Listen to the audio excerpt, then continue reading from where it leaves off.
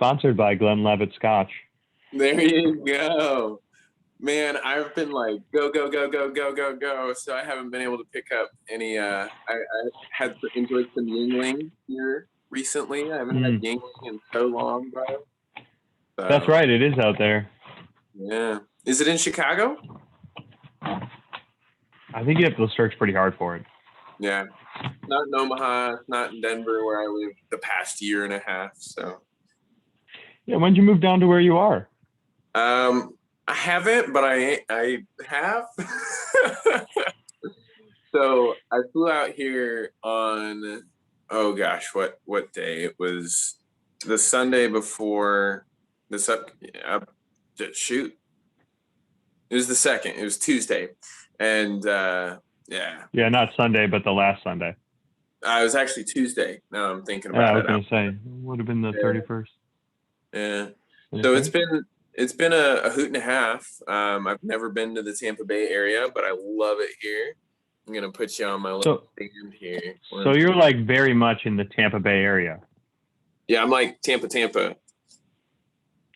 You know, I go down there fairly often. Is that so? What's the connection? Yeah.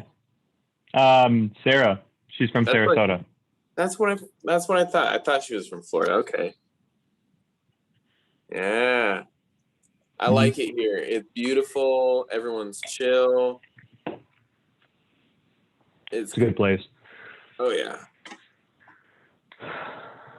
Oh, O'Reilly. All right.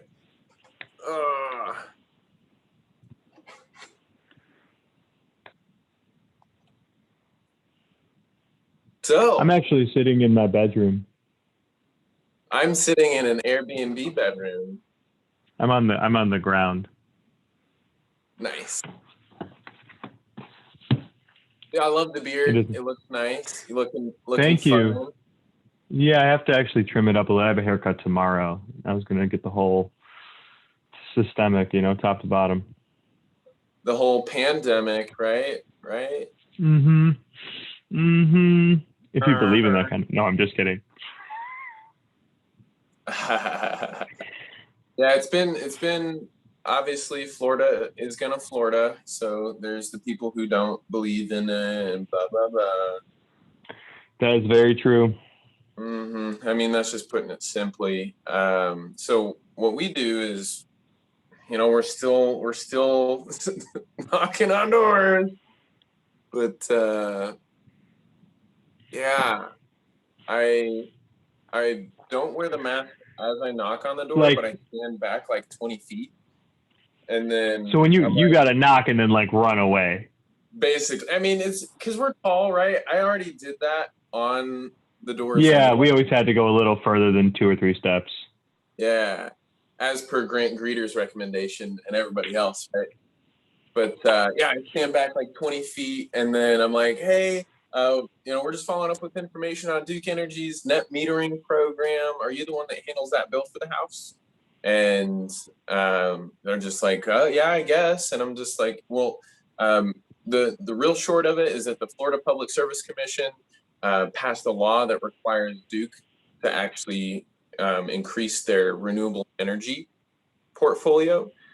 So then they're like, oh, what? And I'm like using language that they don't hear whenever someone stops by jargon. Solar. And then it kind of gets their interest a little bit. And then I talk about bill swap and all this cool stuff. In fact, one thing that we started recently was integrating the 2020 coronavirus. Everyone's staying at home, so the energy use spiked and your rates went up, and they're like, yep. And then so now it's true. You gotta swap your bill, man. So let's get you a quote. And so we text virtual cards where they can then set up like Zoom appointments, which is something that we're kind of getting the steps and the logistics of that figured out. But it's I wonder if they'll start doing that with books too. Or maybe they have. I don't even know. I've been out of it. Oh, that's cool. Yeah, so let's just kind of like start this episode, shall we? Right? Do you want? No, I mean, bring you up to speed on how we do things. Please do. All right. So it's just we're gonna have some fun, Jordan, and reminisce on that crazy summer in Massachusetts and New Hampshire, and we Both. can talk about the summer before that. You can talk about your transition out of Southwestern. We want this to be no holds barred. We just want people to share their experience, because I know that it's been the best thing that I've done in terms of foundational, like character building and skill building, but we all know it could be a little bit better. And so there's the crazy things that happen, the salacious stories, and of course the funny stories and the crazy stuff that just happens on doors. Then there's like the Hmm. management drama, whatever you want to talk about, it'll just come out naturally, right? And So that's how I think, I don't, if you were to ask me, tell me what happened at week 1, week 2, week 3, I couldn't do it. I could right. tell you stories, and hopefully they spur some stories on your end too. Oh yeah, I can't remember the week 1, 2, 3, but I do remember the big Hallmark things that happened that summer. I mean, it Because was that like was 6, 7 years ago. It was some time. yeah, that was like crazy stuff, man. I got injured, had to leave early. You delivered my book. You You made you did. made friends with some of our roommates. Whatever you want to talk about, it's open. Chickpea. Yeah. That kid is like sentient now. That He has a he's second like a self. real. He's not an adult, but he's like a kid now. He's like Oh, 7. He's in oh second or third grade. It's crazy. yeah. That So that second summer, that first summer too. We didn't know each other until after the first summer. no, we totally knew each other that first summer because like I was like, I you're think the in other like a tall yeah. guy, and you're like doing way Hmm. better than me, but we weren't like friends, because you Yeah, were Zach's yeah. roommate. I was, in a different state. I was in It was like Massachusetts while you're in Connecticut. So hmm. it's And crazy. I remember after the first summer when we did all the events, like the ball and GSG. I didn't do GSG, but what's the New Year's one called? GRG, great, or there's GRG. the Yeah, I great know. GRS, Great Recruiter Seminar. GRS. That's the one. GRS. That was Right. when it started to. That was when it started to get pretty fun. Oh yeah. Oh yeah. Oh man. So that that second summer, did we know we were going to be roommates from like before sales school? I don't think we did. No, we knew that like Wednesday or Thursday before going out to Uh, church. that's I didn't right. even know that was Uh, possible because we had our first summer together. And just to bring some context to the listeners, we've mhm. all sold a book or two, but I love this man Jordan Greenberg almost the most. He's the one who taught me how to have fun. He's the one who like just totally taught me all the things that you don't get from Southwestern, but you also do, like how to have fun, yes, but like how to talk to ladies, right? And like I learned a lot from you on that, Jordan. But That was for those listening, yeah. For Jordan some and I, context. oh yeah, Jordan and I sold in 2013 and 14 in the same orgs together. He sold books out of the great state of Kansas, even though he's from Chicago. Go KU. I mean, they had Rock their chalk. iffy basketball season, broke a streak this year. We won't mention it. Let's not talk about it. Let's not talk about it. Exactly, We right? don't need to. But yeah, you had a top first year summer. You almost hit PC that first summer. You were just like, I don't even know what's happening, but you were just like out there lighting the world on fire. And that second summer was a little bit different, but that's okay, right? You I know, love you I so much because you're just real and you're funny and you're real funny, bro. I love having you on this podcast. I'm excited to have these conversations and reminisce on that second summer when we were actually roommates with our our friend Greg, who our quit. friend Greg. I follow him. I like to see what's going on in Greg's life. That's good. That's good. So yeah, Oh let's man. let's start where we want to start. I don't know if you want to tell the story of how like you got recruited by Zach or anything crazy Yeah. like that. I'll start kind of. I'll abbreviate a lot of the first till we get to the second, but Yeah, just to get some background. So I was recruited by Zach Greenberg, who a lot of the listeners probably know. He was around for a while. Um, he was just giving a speech in like a psych class, and I was like, Mexico, $10,000, probably the same thing that everybody else saw. Sure, I'll check it out.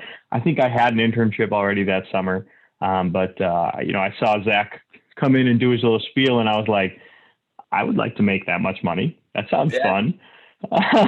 He said we have to work hard. I didn't believe it. He told me not to get a girlfriend. I didn't listen. But we've all made the mistakes. But I ended up deciding to go. My family thought it was really cool to go out and sell, and I thought knocking on doors would be easy. The first summer, as we said, right, it went well. My girlfriend did break up with me like week 2, because that's how it happens. Right. It's okay. I'm happy now. Yeah. Did well. Didn't really know why or how. Just kind of found some randomness to it all, and as you said, had fun with it. I definitely got the cops called on me. I actually remember the first door I knocked on, I got the cops called on me. I didn't know First that. door. Yeah, I was with Zach, and I knock on the door, and I'm nervous. I've seen him do one. I obviously had the sale, but I'm really nervous. So I knock on the door, and it's some old guy who answers, grandpa age, and I remember stuttering and being like, "Hi, I'm Jordan. I'm looking for kids. Do you know where I can find them?" And Zach just had to pull me away and be like, "Nope, it's an internship." And then the guy, we hightailed it out of there. That was a good first door. But did well. And boy, first summer's fun. Second summer, sorry, I'm a little under the influence. Second summer, we were in the same HQ. It was me and you. It was just 2 second years, and we had not a revolving door of third roommates, but a revolving door. Well, you had the most revolving. I actually left before, like, Jordan. Yeah, you did. Was involved, and others who's actually, this isn't. I feel bad. I don't remember all of their names. I think it was Thomas. I don't know. Yeah, we were roommates, and we had the best host family you could ask for. Oh yeah, Heather and Charlie.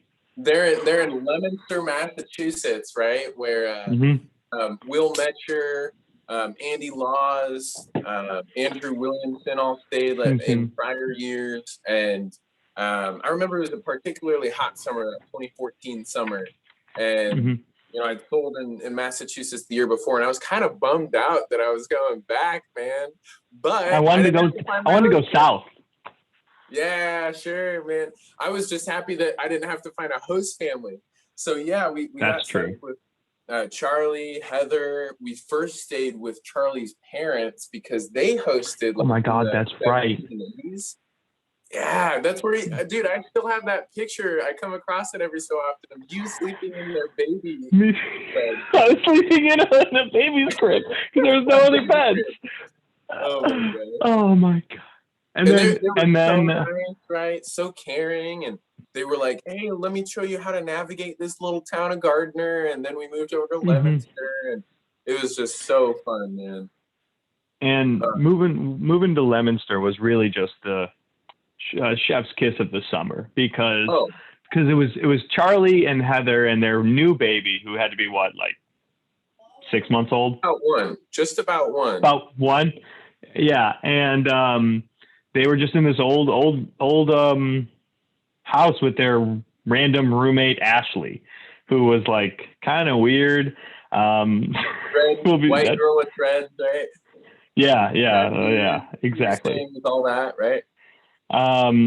She was just basically lived in like the attic. It was weird, but they had to move away out of the house because there was lead paint and they had a baby. Yeah. Like we found that out like midway through the summer. We were just like, well, It's not that much lead.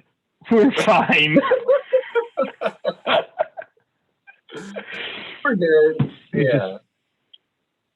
It's crazy, man. And I loved Charlie and Heather because Heather is like a Harvard professor or something crazy like that. And Yeah, she is. A total sugar mama to Charlie. Sure. Like, I love skateboarding and doing all my passions, and I love my wife because I can do it, you know? He works on the railroad. That's it. Oh my gosh. So like for like 7 months of the year he just doesn't work, and then he's gone, just working constantly for the other like 5 or 6. And he's like a railroad conductor. Apparently you just cannot get into that profession unless you know somebody, because it's very unionized. Right.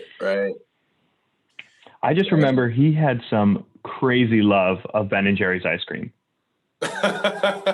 Like he would eat like pint at a time. I remember this. I don't know why. I don't remember that. That's good. Oh my gosh. Did we make dinner for them one night?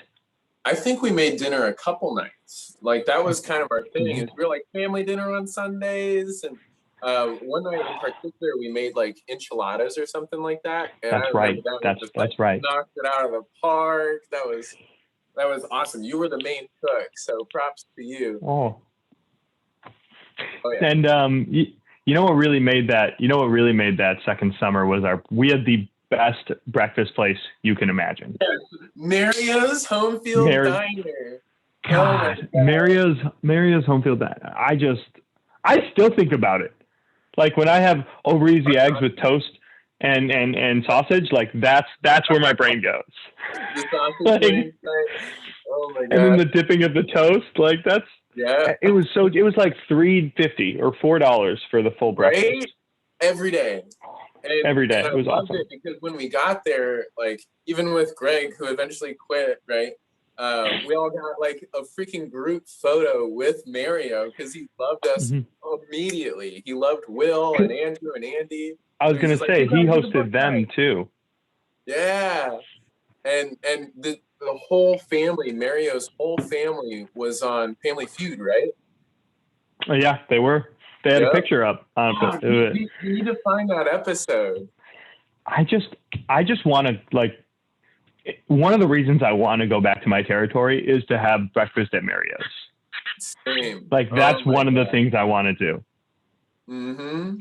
And there's probably a few other things that, dude, I want to go back with you. Like, I want to go back and just explore all the places. You can knock on some of the same old doors and be like, hey, remember me? And I'll be like, no, who are you? I don't know if I totally told you this. This is awesome because when I was driving, my 4th summer, I was wrapping up in Vermont, and I was having to go help Mitch Johnson move books out of his storage unit or something in Rhode Island. So I drove through the turf that you knocked on in New Hampshire. And I stopped by, if it was Troy or one of the nearby towns, I stopped by, I think it was that house that had like Amber, that girl who was just like all over you. She's like, who's this guy? Amber was Amber was one of those girls that they tell you the stories about at sales school. Oh yeah. Just stay away. Just stay away. But she's, we're hoping she's doing well. There's a lot of unfortunate scenes we were able to see in New Hampshire, how people live their lives. But yeah, absolutely. Yeah, live free or die. They mean it. Oh yeah, exactly. So this is what was unique, right, about my summer is obviously I was just like, I'm going to work so freaking hard. I'm never going to take my book bag off. Every time I get into the car, I'm going to put my seat back. And I just literally sprinted. Exactly, dude. I injured myself and developed sciatica. You were there. You saw it. And so honestly, I felt bad because it looked painful. I didn't want it to be painful, and I wanted to just work through it, but that just made it worse. And Yeah, for those who it don't know, sciatica is where the nerve that goes from the base of your spine down to the tips of your toes. That's your sciatic nerve, longest nerve in the human body. I was like putting on so much stress and pressure onto that, part going into my right leg that I like developed sciatica where I was having a limp to every door. It got so bad. I called the sales manager, and I was like, Yvette, this hurts. I don't know what's going on with me. And she's like, go get an X-ray, like go to a hospital.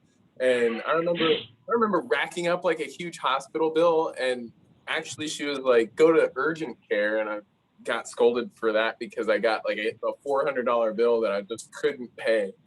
And so I found out what was going on with me over time, and I wound up like week 8 or 6 or 7, somewhere in there. I had think it to, was 6. yeah.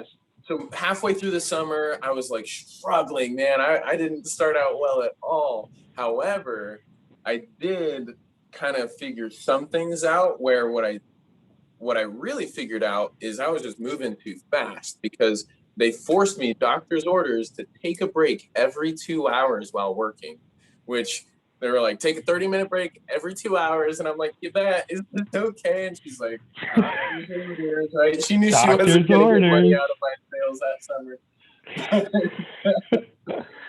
But like, I just like, I slowed down, and I was limping to each door. And whether it was the pity or something else, I had like the worst rejection that I had ever had on doors to that point that week. Yeah. Like I don't give a shit if you're injured. Get off my property. Like, limp away, little guy. But I also had my favorite customers that week. I had my best week of the summer so far, taking a 30-minute break every 2 hours, and it was fun. I even gave us like a little part on the Sunday meeting that next week. Thing is, I had to go home early because I couldn't keep it up. It was just the back. continuously getting worse. It was too bad. And you know what? I found that taking breaks throughout the summer was how I went about it as well. Daily, making sure that you're taking breaks often. I was not the most. You actually, we were very different. You worked harder than anybody, and probably, and I didn't. I had a lot more fun, but I also didn't, It's okay. We still. I did not work as hard for summer either. Honestly, I didn't work that hard, but I had a lot of fun. And I think that's why I probably, if I sold any, that's why, because I was having fun with people. One time that Amber and her mom called me once. So I have the same cell phone number that I had back then. 2 years ago, they called me and they were like, 2 years ago, they were like, we're doing the college prep for Amber's younger sister, who's now going into college prep. And they're like, we're doing the college prep. How does this work? And I'm like, oh God, I'll try. I don't know. It's been 4 years. I can go through the math book if you want to do that. It's color coded. Yes, this way you can teach your kids. But you always say that I taught you how to have fun, but you taught me how to work hard. So I think it evened out. Hey, we're all better for it, right? That was a fun summer. Oh my gosh. Because I remember when I was having to slow down, right, and take it easy with work, I wound up the week after my best week following managers for the entire day and just sitting in the car and following you, dude. That was such a blast. I followed Chase Partner, I followed Jordan Yurkovich, I followed you, and bro, I followed you like 2 times. And you had like your best days in sales. Yeah, I know. I had both summers. Oh my God. Yeah, I had like back-to-back double steak days or something. It was crazy. I never sold that well in my life. I just the right ingredients. That was the Troy town. That was Troy. And what was the other town? Troy and Keene, right? Keene, yeah. That was the neighboring towns. Yeah. And man, those were some fun times because I had people following me 3 or 4 days of that week. Yeah. Because when someone's doing well, they just put someone on to follow them. Right. Keep up that momentum. Yeah, exactly. They don't want people to like take a break like I probably would have. Oh man. I remember you were adamant. You were like the day that I followed you a second time, you were like, I'm gonna drop you off at your car midway through the day, and you can drive home and like sleep in the bed or whatever. And I'm just like, no, like I'm having fun. I want to stay with you. And you're just like, please, please. I might be misremembering that, or maybe they actually set a first year to work with you that day or something. But I had one day, Whitney's younger, the Becca, I don't remember her name. She followed me, but I think that was before. And then I think I might have needed you to just go home so I could take a rest. That's what I was thinking. It was like, this is too much. I can't do it. You know, Zach used to scold me for taking breaks my first summer. I would hope that he did. Well, you know, the first 2 weeks I was really diligent, and then our other roommate Philippe, who dated Hannah, that's how he got into it. He called me one day because my car had broken down, so I was on foot. I had my phone, so I could meet up at the end of the day. And he calls me. He's like, "Hey, do you want to go to like the park?" And I was like, I can't walk there. It's like 6 miles. He was like, "I'll pick you up." And then from then, it was over. It's done. Schedule, right? It's fine. I had 100 units a week. It's okay. I had 200. You know, didn't realize how important it was to work hard. Oh man. So that gets you into trouble, not during the summer, but during deliveries. Yeah. A bunch of weak units. Weak units don't work. Yeah, they do. But more on that another time. We don't need to talk later. About how to sell books. We're done with that, right? Well, I'm not. No one listening here is selling books, and if you are, go sell books. Yeah. Don't listen to the podcast. Small plug for some of those people is like 4 summers is the greatest thing that I ever did for my professional acumen and my skill set. Like I'm like starting to run shit here in a sales organization. I did for the last organization I was at in life insurance. And it's all because I like knew how to write out a sales talk. I also knew how to write out training for new recruits and like process and systems. Like it's a playground where you can actually learn the raw skill, you know? Because now businesses are like, hey, run Facebook ads and generate your own leads that way. Like people are trying to get off doors in a lot of sensible ways, but also to the detriment of that capacity to develop the play and the ability to read people and whatever you want to describe it as. But there's just so much that gets learned when you talk to 3,000 families in 1,000 people. 3,000 families. That's the line.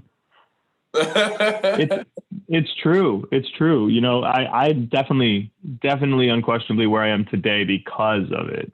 Like I didn't, like with how I did in school, me doing Southwestern helped me so much.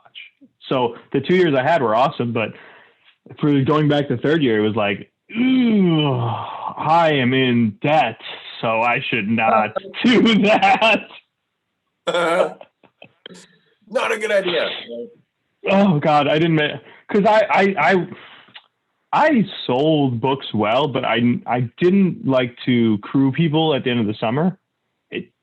So I'd get a lot of weak units, and then they wouldn't pay. So, I didn't ever have great summers except for my first summer. And then I also add on the whole not really wanting to work that hard thing. A little bit. But I had a lot of fun. Absolutely. Yeah, man. I just think about, because every time I've had an episode, I love to ask people, how did you have fun on doors? And like, do you have any crazy stories you want to share? I mean, I can think of a few just from those few days that we were on doors together. And like, there was a lady who was swimming in her Oh, she was backyard swimming above in her ground backyard pool. That's pool. She was right. laying on a floaty. You tell that story, did, please. wait, now I don't remember. I remember going up to it and asking to get into the pool. Yes. And I did, didn't I? Yeah, you did. Yeah, because I distinctly remember a picture of me in a pool after finishing. Listen, I knew she was going to be outside for like 15 minutes. She's in a pool. She's not running inside. She'd trip. So I was like, perfect opportunity to approach. I loved the weird approaches. Like, if it wasn't knocking on a door, it was much better for me. Right. You're just kind of catching people on like out of nowhere. They're like, "What the heck? Okay, what are you doing? Okay, all right." I think my second summer was when I knocked down all those mailboxes. I think I knocked down like 11 mailboxes my second summer. You telling me about knocking down mailboxes. You your name, didn't you? Well, I just would not, like when I was reversing, this is not safe, but when I was reversing, I just would not look behind me. I'd be like, they'll wait, they'll stop.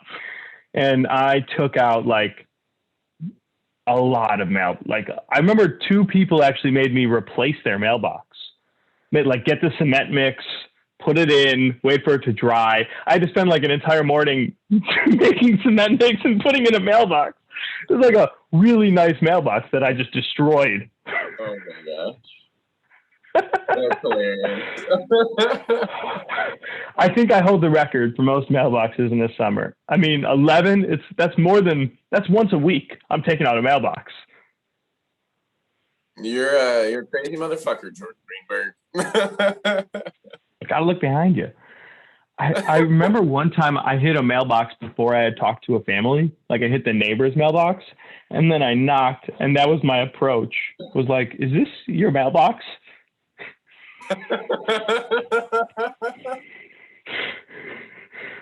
I think I hit it. Also, I'm Jordan Greenberg with the Southwestern. Oh man, that's fun.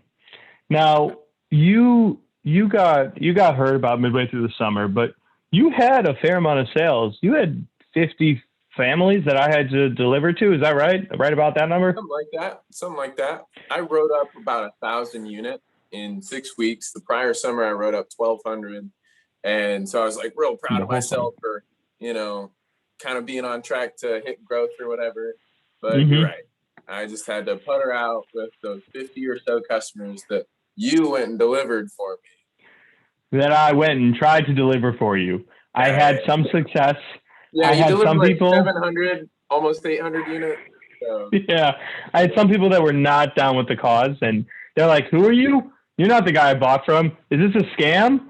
I was like, "No, he got hurt. I'll call him. Like, this is the books. I have them." Right. I always loved delivery week.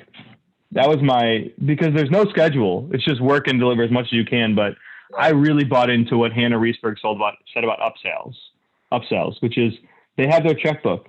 Just, it's already out. They're already buying. Back it on. It was the best. Oh man. And also, go ahead.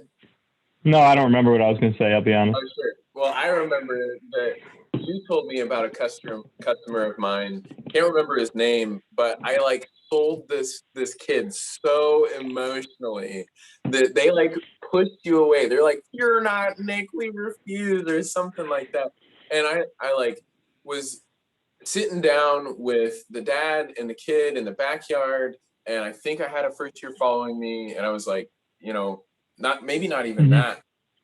I just felt like there was this really emotional conversation regarding the kid being bullied in school, and me selling the book as a way for him to gain confidence so that even if he does get bullied, he'll still be confident in himself.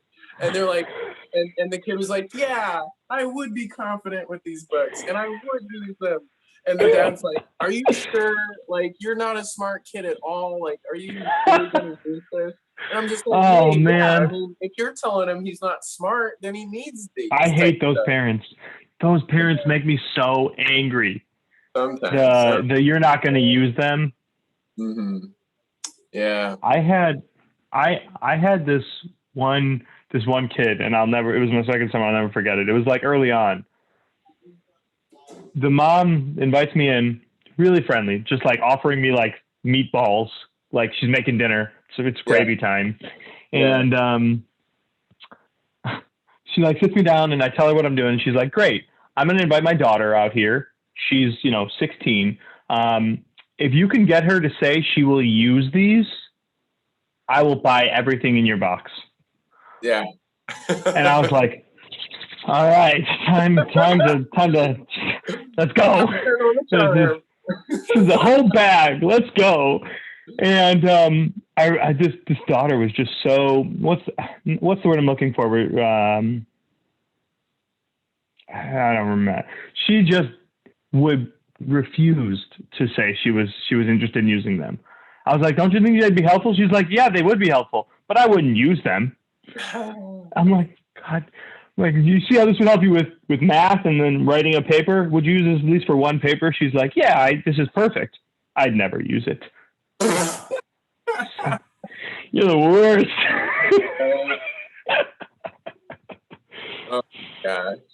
So, like, do you have customers that stand out? Ponies, if you will, that you'll never in your like a million years forget. Yeah. I have one from my first summer, and I have like 3 or 4 from my second. My first summer pony was so this actually relates to a story earlier in the summer. It was like week 2, and I approached this house, family's outside, and the dad is furious at me for coming onto his property, and he starts chasing me with lawn loppers. And yeah, right. And then I get in my car, I hightail it out of there, right? So Okay. 5 or 6 weeks later, I'm in the next town over. Yeah. And I'm talking to this lady, and she's like, "Oh, I've heard of you. Did my ex-husband attack you?" And I was like, "Maybe." She was like, "Lawn loppers?" And I was like, "Oh my God, he did. That was him." She's like, "I feel so bad. He's here. He's ready to apologize." And then he bought the whole bag. Kids through like not extended, but kids through math and science and history and all that. That's impressive. It was all out of him just feeling bad for trying to attack me. He was not going to buy.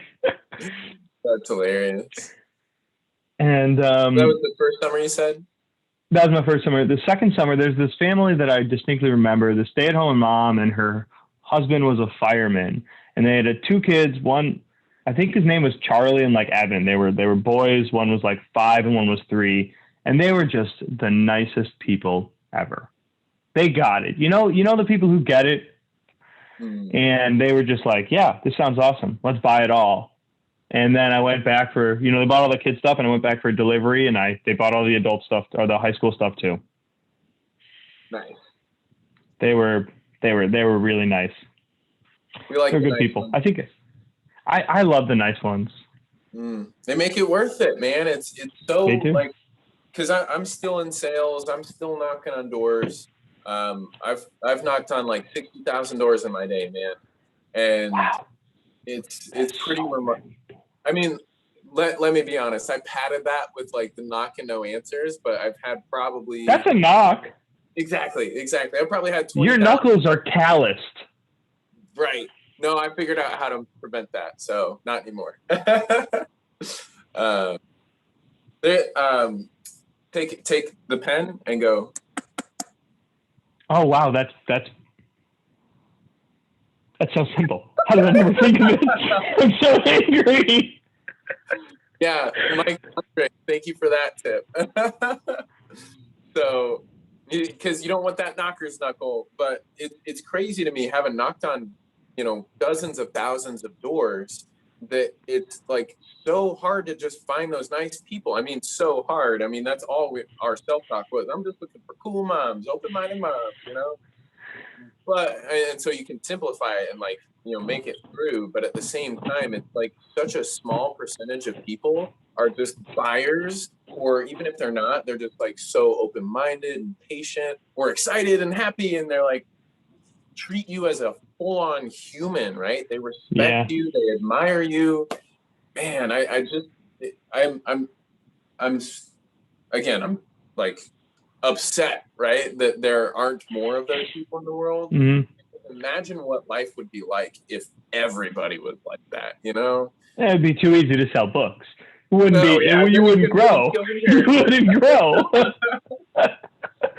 You know, it's funny. I only remember one of the really mean people. Just one. And it was the one guy who wouldn't give me water. He was very mad at me for knocking. He was furious. I definitely had one of those. So. And I was like, sometimes when they're really mad, I just try and ask for something that any reasonable human would give me. Like, oh, can I like stand in the shade, whatever. And I was like, can you fill up my water bottle? Can I use the hose? And he was like, no, you can't. Get off my property. I was like, the hose. Yeah, it's like mercury in it and all this stuff. It's like in a poison. Come on. This is better for you. So mad. Oh, God. Those people are funny. So there was a story that stuck that I just got reminded of while we were talking. Yeah. In my second summer when my car was not working, I had to walk.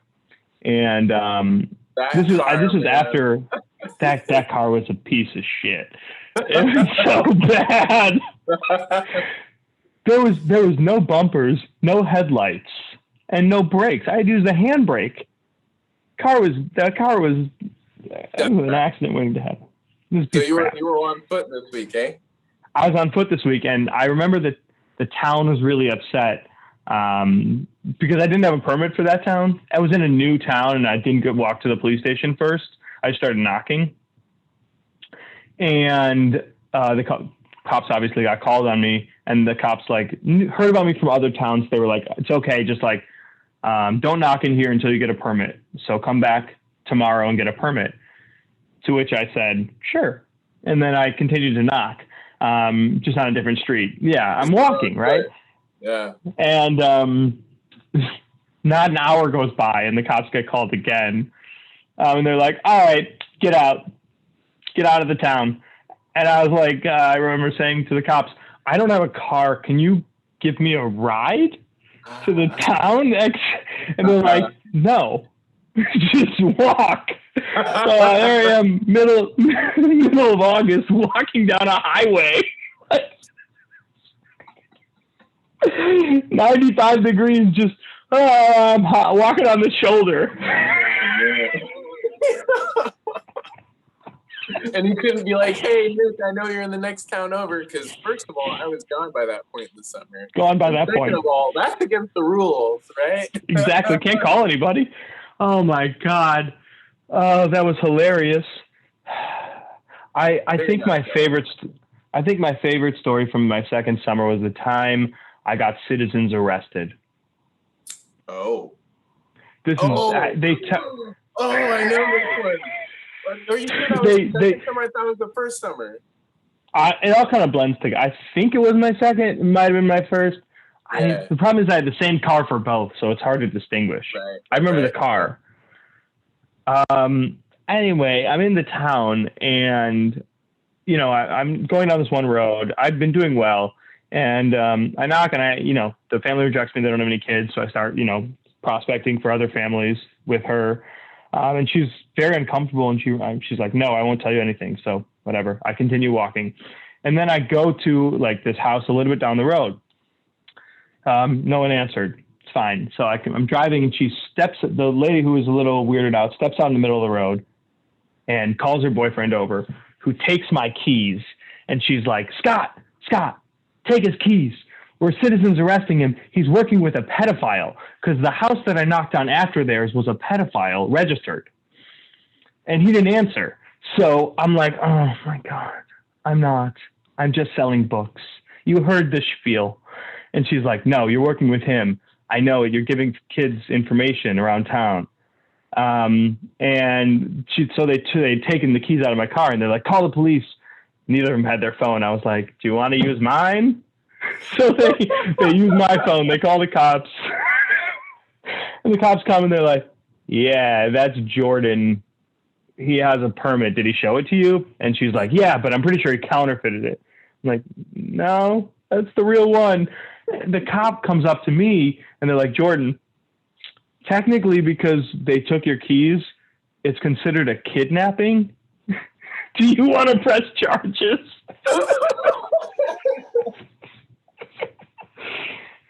I was like, I just remember, no, I have to knock on doors. I got to get back to work. Oh, man. And they're like, just don't knock on this street. Like lawyers in your family or something where you'd already been through an experience like that, you would have just, all right, let's do this dance. Let's do it. Now you'll learn. Great. That was so fun. I think that might have been first summer, actually. Yeah. I think that was first summer. Oh, wait, you're saying second? I thought it was first. Connecticut. Because Connecticut first, yeah. I remember hearing that at a Sunday meeting with like, Jen, what is her last name? From Creighton, Jenny Shorgle. She was like Jenny Shorgle. That's right. That name? Of course, I remember Jenny. I've been talking to her like more than twice since that first summer. It's crazy. You know, she was at Kansas. Yeah, she went to grad school. Yeah. I almost saw her one time during alumni weekend when I went back to Kansas, but it just didn't work out. We tried. Would have been really fun. Yeah. She's actually friends with a girl that I dated in college. Oh, cool. So weird. Those coincidences. Silly stuff. So this was like so long ago, man, and it's all like it just like because you're in it doing nothing but books for just like eat, sleep, breathe, and then maybe a nap or two or a break maybe. But or three. Right. It's all you think about though. So it really seeds its way deeply into your life. And unfortunately, as we've noticed, not just in these podcast episodes, but like in the conversations with any alum out there, it's a little too much of a core identity thing for people. And especially when it comes to the commitment side of things and like leaving and never leave. It's the greatest place to build the skills and character, which I have a hard time arguing with, but I have a hard time agreeing with in terms of like compensation and treating people as more than just a number sometimes. A lot of the culture has improved since we both left. That's good. Oh my gosh, that's good. It's really, really great. I've spent time with Shane Blake, living with him in Colorado, and seeing how he's running his organization. It's awesome. But what were you going to say? I was going to say, I know some of the people who are leaders now, right? Yeah. The Aishas, the Dannys, they're such good people that like, I know that at least people are being treated right. And that's not to say that Yvette and Grant and whoever was our leaders weren't good people, but the people that I know, I can like personally vouch for them. So it's good to see that they're in leadership, and I know they're obviously good people. And it's crazy, like remembering all the time that, we were first in the business while they were first in the business. And, I remember meeting Aisha in Boston and Danny was just like this, like, oh, I'm going to go hit on strangers at, the Quincy market and all that stuff. He was 17. Yep. The guy hadn't had a drink yet, and he was like, his first drink was like at Sizzler. It was incredible. Yep. So great people. They're running the show, and they're doing some innovative things. I helped them switch over to ZipRecruiter as a method for recruiting people because of the pandemic. So, that's cool. Yeah, when I was living with Shane Blick, they were starting to do online recruiting, and I was like, here, let me like build out the system for you guys and make it work, and take notes on everything. And then I actually I hopped on some Zoom training to train some other people, and they actually like made it work. And it's just like, wow, cool, good for them. I recruited Shane in top 10 first year, but or something close to that. But anyway, there's such good things going on with that now, which is awesome. But I don't know if you've got time or the desire to talk about like your post Southwestern life. You could talk about how it's been helpful. You could talk about anything you want. So take the lead. Well, yeah, I do have some time. So we're post Southwestern life. I'll just, I know you know this, but there is so much more money to be made outside of Southwestern. It's true. And for people who crush it, no, maybe, but for people who just do well or kind of well, yeah. So post life Southwestern, I always like to say that post life Southwestern, obviously it kind of sticks with you. My fiance Sarah is so fucking tired of hearing these stories, so it's good to vent. She's like, oh, another book story. Figures. Same with everybody I work with, but right, it helps so much in getting a job, being able to speak to it. People see it on a resume, and most of the time you only put things that were things that a high schooler couldn't do on a resume. Mm-hmm. If that's how I like to think about it. And right, it's very hard to do Southwestern. So people always see it and they're like, I looked this company up. What did you do? What were you? What? And you're like, yeah. I worked 80 hours a week selling books door to door. It's not a big deal. And they're like, no. What did you just say? Tell me more. I got to hear this story. Right. So it gets you in a lot of doors for interviews. But the first job I had after Southwestern was a couple guys that had done Southwestern. Right. It was an offshoot of Tom James called Gentlemen's Cooperative. Mike Bernstein and Nick Roy. They sold Tom James, and then they started their own clothier, haberdashery, and I did that for a while. Similar commission structure, Southwestern, which is a tough way to go about it, especially selling suits, because you're not coming across many people who want to buy suits. But that was only about a year. Yeah. The other jobs aren't, they're not the coolest, right? Is logistics that cool? No, right? A lot of people work in logistics, especially in Chicago. But that's what you're up to now, yeah. Which is how I got to where I am, which I'm not doing, but I was doing before this. Oh, okay. Clear. And it helped me get in the door there, and it helped me speak to, being able to sell door to door and, move quickly at a customer base. Where I am now, it's from the logistics, supply chain, data, technology. It's not the coolest, but I definitely got it because of Southwestern still. I was tied with another person for the hiring, and they were like, you sold books door to door. You probably have some grit. You probably can handle rejection well, which I can. And I guess, a lot of the things that I still say are from books: hours, demo, hours, attitude, what is it? Coachability. So people on my team get upset. I used to sit in the office and be like, hey man, control the controllables. And they would just be so upset at all these bookisms that I have. I get pissed. That's control controllables is probably my favorite one. That's the one that I think. Everything is so simple. I'm not going to care about this because I can't control it. Thanks. Exactly. I can control how hard I work, the attitude I have, and how willing I am to learn. That's what I can control. And I've trained salespeople, you have too. Those are the things that I try and make sure they know. Mm. Those three things. That is, my opinion, the pillar of sales. Oh yeah. That's, it's funny. Like I reconstructed a training manual for life insurance, and I was putting in like, the layers of schedule. Well, what is schedule? What is it not? Right. And just like breaking it all down, and like to all of the agents that I was training that had already sold some things, they're kind of just like, oh no, it was the new hires that I was training that were just like really real.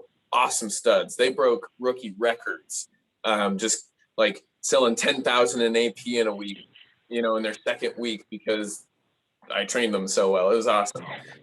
Yeah, these people are kind of like, this stuff is kind of obvious, but when I don't talk about those things, right, which is what I was trying to do before I made this training over again for this company, is there was like inconsistencies, people not, virtual agents that weren't showing up and, getting training because their schedule was off, right, and they're not putting in the work and, hours them of attitude, whatever.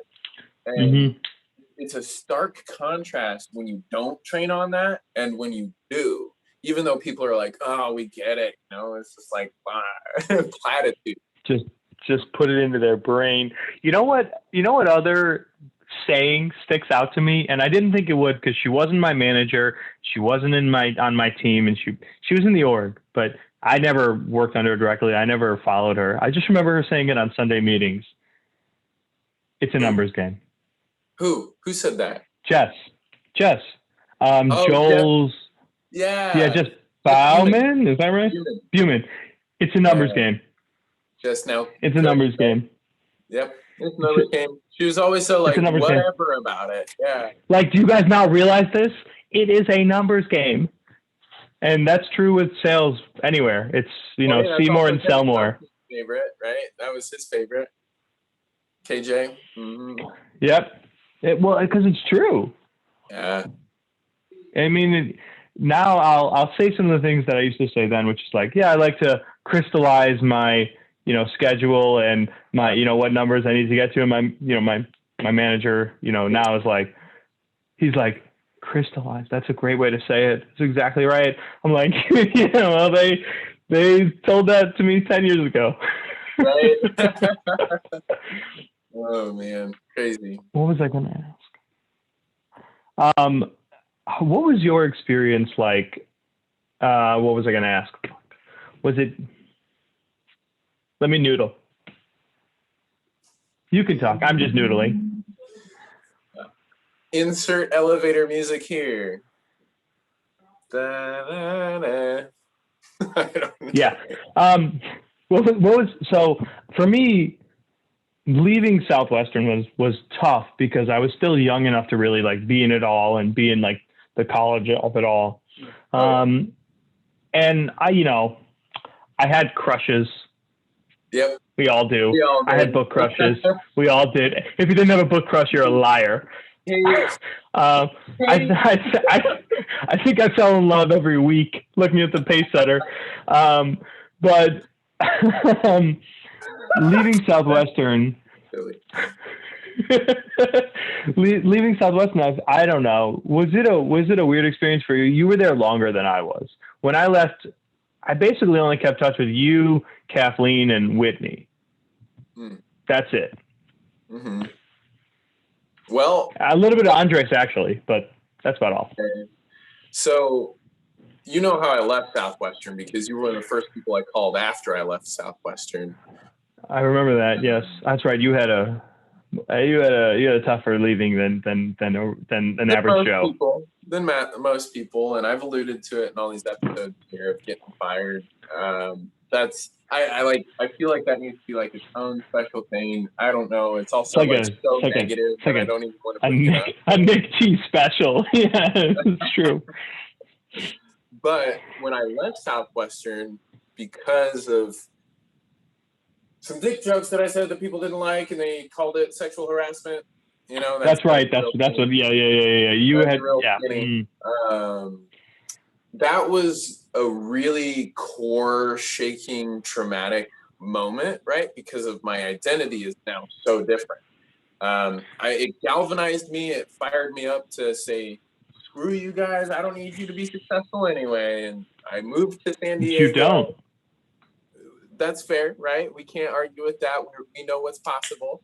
But it's also like I worked so hard. I put the blood, sweat, and tears. I full-timed that spring. So when I left, I had some people that thought that I like straight up quit and broke my commitment to my org and all this stuff. And I had to be proactive in getting the actual story out to people.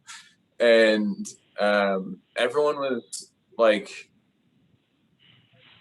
quick to let go, right? It's easy for them to just stay in the bubble and stay busy and not make time. Yeah.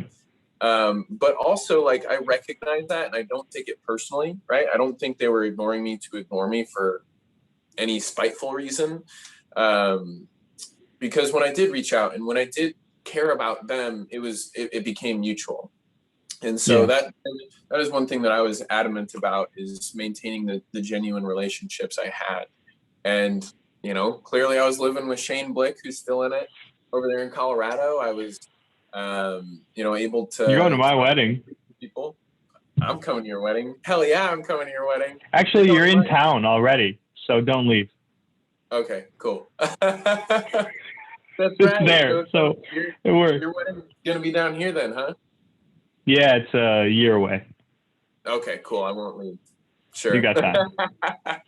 I'll pick you up. How about that? I'll drive you down here.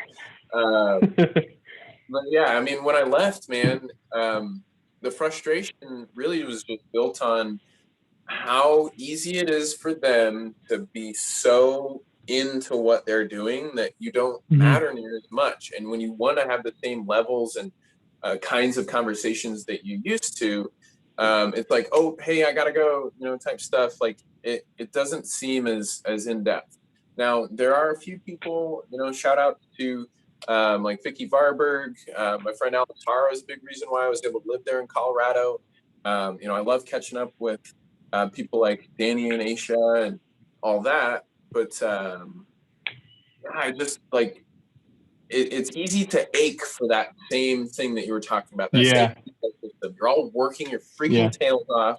You've got ambition, you got dreams, you all support each other, you tell the funniest of jokes, have the funniest of stories, do the coolest of things, go the coolest of places. Like, what's not to love about that, despite the the effort that needs to go into it? Like all of the auxiliary benefits were so real. Like I don't know how to describe it other than like you're in a hole, like you're diving underwater and now you're a fish. It's interesting because it's unlike anything that I've done, and it's probably unlike anything I'll do as well. Right. I was in a fraternity in college. Nothing like the same experience. There's nothing that's quite like the kind of memories and like mind changing way you approach things than Southwestern. So I'll always love it for that. And it's fun. I wish I were closer with some of the people that I was close with. Yeah. That's how it happens though, I mean, you just don't keep in touch because you don't have as much in common as you did, because you had everything in common. Everybody did the exact same things. All the drama, the execs, man. Bro, doing execs with you in the morning was so fun. Oh my God. We would do cripple execs, we do zombie execs, we do sexy super execs. T-Rex execs? Oh my God. Oh, did never mind. I forgot.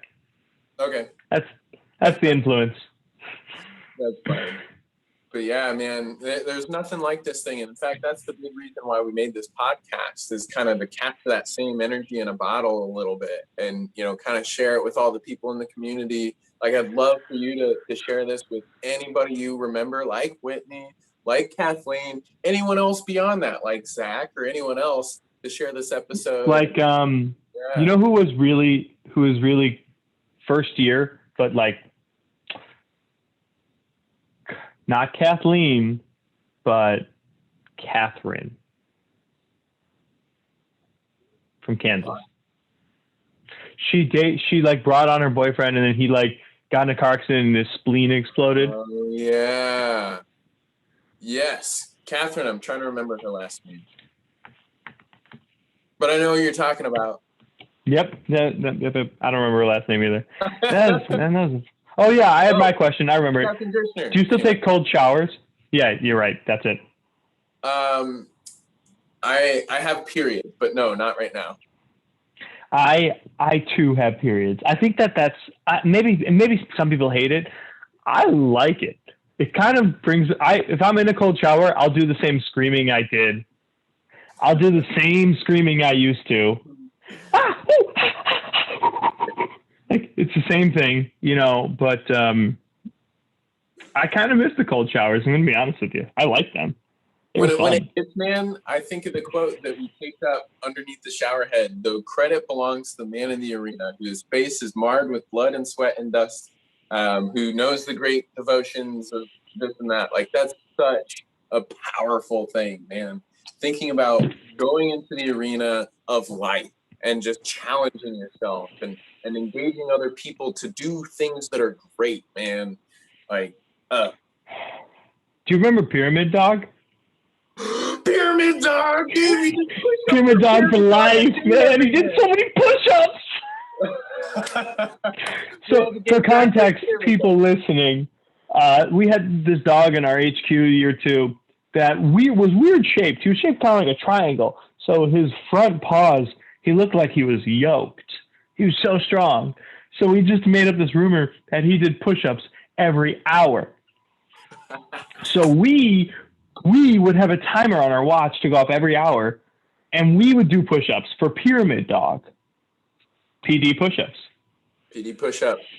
And I forget his name. It was like Taika or something. It was like we made up names for all their dogs because we couldn't remember them. All the dogs. Named him Ryan. Yeah, I was like, nah, he's a Ryan. I can see it. Actually, hold on. I just came across that photo of me cuddling with Pyramid Dog. Just the other day. Yeah, this one. Number 1 HQ. Oh my God. Yes. I put that as my cover photo. Look at that. It's amazing. We were the number 1 HQ. We were. Like that. It's fun. I'm just cuddling. I'm like naked cuddling their dog. Oh my gosh. Oh my God. Oh yeah. And number 1 HQ, because every I think it wasn't every hour that we did push-ups, but that was what we respected Pyramid Dog because we knew that's what he did. So to honor him, I think it was like every day at noon. We did push-ups. And then we'd hold the number 1 HQ in the air. And we all did it at the same time. And I was like, "Did you do it today?" I did it. And you're like, "Yeah." And it was cool. That was fun. And then because we sold to that girl Amber. We both did push-ups in her front lawn. Because it was like mid-approach, and I was like, "Oh, sorry, it's noon. I had to do some push-ups." Oh, what a pattern break! Yeah. Well, shoot, man. This has been fun. I've got things to do. I know you've got a girlfriend or a fiance, right? Fiance. Like the book thing. So yeah, seriously. What this is fun though. March 26th, 2022. Cool. Here in Sarasota, right? Yeah. Rock on. Well, I'm excited for you to just love life, and I'm not sure if you want to say anything else, like any lessons to impart, wisdom, words to say. Yeah, I got a lesson. I got some lessons. Yes. Have fun. It's not all about work. That's the best way I can say it, because you're not going to enjoy work if you don't have fun. You're not going to enjoy work if you don't have fun. And that's what I loved about living with you, man. I never forget the times that we spent together, even the stories that you told me of spending time with other people, like with Vincent Yurkovich, and he was just kind of like a stick in the mud that summer. So you like drove up to a yard sale or like a pile of free things and like pulled aside and was like, "Oh my gosh, I love this," and he threw it in the back of your seat and went to the next house. And he's like, "What?" And just like showing people how to live life. I have one more story. Go ahead. I have one more story. Please. All right. Biggest rainfall of my second summer. I got this first year who's stuck in the mud. She's sad. She doesn't know how to have fun. And it's pouring rain. And I'm like, it's raining. Do you know what that means? It means we get to dance. because you've never danced unless you've danced in the rain. So there I am dancing my ass off, just in the street. And I'm like, she's not having fun. So I'm like, all right, I got to make this more fun. So I get on the roof of my car, on the hood. I've done this because you told me about this. It's raining. I'm wearing Chacos because I wore Chacos every single day of the summer. And I'm dancing and I eat shit, slip. And I pile drive my hood and my elbow, like the people's elbow, right into the hood. And I have this massive dent in the hood of my car. And I'm like, wow, that was fun. Let's go. I'm soaking wet. It's a huge dent. God.